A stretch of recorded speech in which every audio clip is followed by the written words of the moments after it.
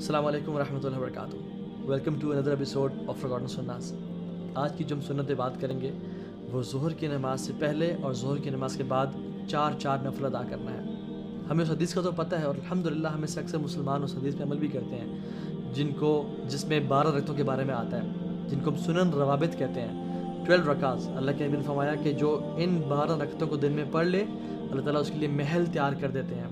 اور وہ 12 رکعتیں کون سی ہیں؟ فجر سے پہلے 2, ظہر سے پہلے 4, ظہر کے بعد 2, مغرب کے بعد 2 اور عشاء کے بعد 2. لیکن اس حدیث میں, اس سنت میں ہم ایک ذکر کریں گے ایک ایسے حدیث کا جس میں اللہ کے نبی نے فرمایا صلی اللہ علیہ وسلم کہ جو انسان ظہر سے پہلے 4 سنتیں اور ظہر کے بعد 4 سنتیں پڑھ لے اللہ تعالیٰ اس شخص کو جہنم کی آگ سے آزاد کر دیتے ہیں. اس انسان کو جہنم کی آگ اس پہ حرام ہو جاتی ہے. اللہ اکبر, کتنی ہی بڑی خوشخبری ہے. تو جب ہم آلریڈی ظہر سے پہلے 4 اور ظہر کے بعد 2 پڑھ رہے ہیں سنن روابط کے اجر میں, تو 2 مزید بھی ایڈ کر لی جائے تو اس اجر سے بھی ہم پیچھے نہ رہیں. رسول اللہ صلی اللہ علیہ وسلم ظہر کے بعد ان 4 سنتوں کو پڑھا کرتے تھے.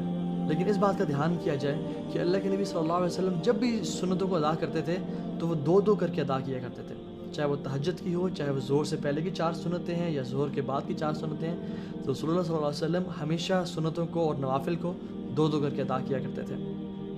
تو ظہر سے پہلے کی جو 4 سنتیں ہیں ان کو بھی 2 کر کے پڑھنا چاہیے, اور ظہر کے بعد بھی جو 2 سنتیں ہیں ان کو بھی 2 اور 2 کر کے ادا کرنا چاہیے.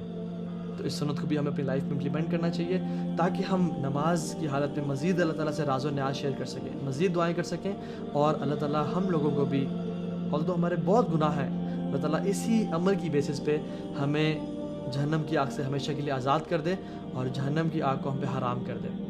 جزاکم اللہ خیر, بارک اللہ فیکم.